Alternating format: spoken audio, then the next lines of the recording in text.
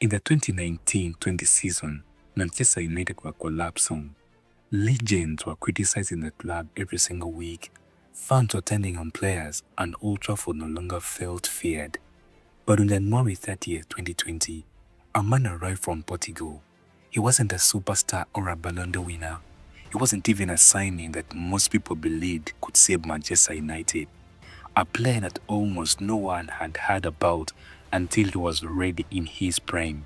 But suddenly, he became the center of everything that every manager who came in was building a team around him. So how did a player who did not go through the best academies in the world become one of the best midfielders to play in the Premier League? That when he disappears, Manchester United seem to be falling apart again. It is Bruno Fernandes, and he is rapidly becoming the talisman of the team. Lovely little over from Bruno Fernandes, who then has plenty of space. Oh, that is absolutely majestic. Here's Bruno Fernandes. Manchester United's first goal of the new campaign from a very familiar source. Long before the captain's armband, the pressure and the chaos, Bruno Fernandes was just a kid trying to escape the impossible. Nothing about his early life suggested he would one day become the captain of Manchester United. There were no viral clips announcing him to the world, no giant academies fighting over his signature, and no headline calling him the Lake CR7.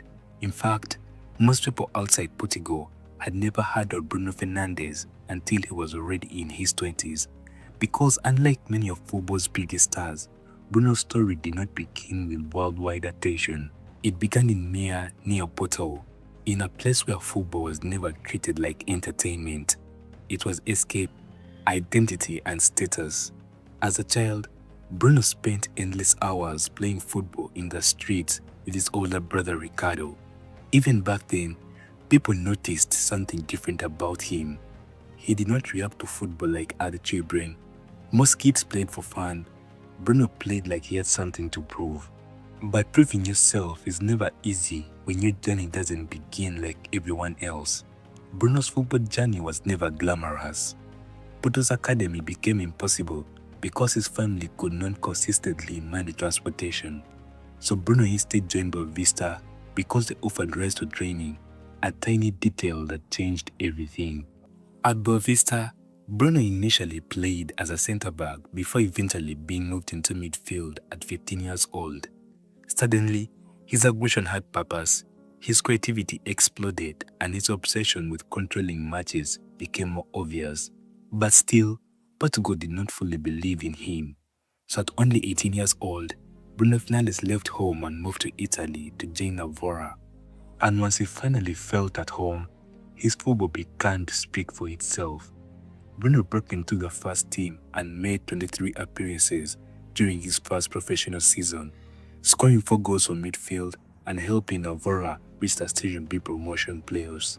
And soon, the fans fell in love with him and started calling him the Maradona of Navora. Italy had transformed him. The tactical intensity and physical battles shaped him mentally and emotionally. Later, bigger clubs had started noticing him. Juventus and Inter Milan both wanted to sign him, but Bruno decided to go to Udinese because they promised him first-team opportunities. Once again, Bruno chose development over comfort. And this time, he had the perfect stage to prove he had made the right decision. His Serie A debut came against Inter Milan, and little by little, he began establishing himself in one of Europe's most tactical leagues. And across 3 seasons at Udinese, he made 95 appearances, scored 11 goals, and provided 13 assists. For a young midfielder learning from one of football's most demanding leagues, those numbers were pretty impressive. Later in 2016, Bruno joined Sampdoria, and for the first time, you could see the attacking midfielder he would eventually become. The goals started coming more oftenly, influence grew, and his confidence exploded. During his only season at the club, Bruno made 35 appearances, scored 5 goals, and added 3 assists. They weren't superstar numbers, But they revealed something important, that Bruno Fernandes wasn't just a creator. He was a goal-scoring midfielder who wanted to decide games, not simply participate in them. By the time he left Italy, he had accumulated more than 150 senior appearances, scored 20 goals, and established himself as one of the most complete Portuguese midfielders. But the problem was, almost nobody back home was talking about him. But that was about to change, because Sporting CP saw something the rest of Europe had missed. In the summer of 2017, Bruno Fernandes returned to Portugal. 5 years earlier, he had left as a teenager seeking for an opportunity. Now he was coming back as a midfielder with more than 150 senior appearances in Italian football. But despite everything he had achieved abroad, many people in Portugal still weren't convinced. But it didn't take long for Bruno to change their minds. Almost immediately, Bruno became the center of the team. The football flowed through him. Every attack seemed to begin at his feet, and for the first time in his career, he was being given complete freedom. The results were immediate. In his first season, Bruno scored 16 goals and provided 20 assists across all competitions. Suddenly, the player who had spent years developing in Italy was impossible to ignore. But that was only the beginning, because what happened next turned Bruno Fernandes from one of Portugal's best players into one of Europe's most productive players. The following 2018-19 season wasn't good. It wasn't great. It was ridiculous. Bruno Fernandes started scoring at a rate midfielders simply weren't supposed to score. Week after week, goal after goal, he carried Sporting. He scored from distance, from free kicks, penalties, and late winners. By March, he had already broken Sporting's record for the most goals scored by a midfielder in a single season. And since then, he kept going and going and going. By the end of the campaign, Bruno had scored 33 goals and provided 18 assists in all competitions. 51 goal contributions from midfield. Those were in numbers usually associated with midfielders. These numbers are only produced by elite forwards. In fact, he finished the season as the highest scoring midfielder in Europe and the highest scoring Portuguese midfielder in a single season. Suddenly, the rest of Europe couldn't ignore him anymore. The same player who had quietly developed in Italy was now one of the most productive footballers on the continent. On the following season, he somehow got even better. By the halfway point of the 2019-20 campaign, Bruno had already scored 15 goals and registered 14 assists before January. 21 goal contributions in half a season. As a midfielder at that point, it wasn't a question of whether he would leave Sporting. It was a question of who could afford him. And one club in particular was desperate. A club that had lost its identity, its standard, and was slowly forgetting what winning looked like. By January 2020, Manchester United looked broken. The Ferguson era felt distant.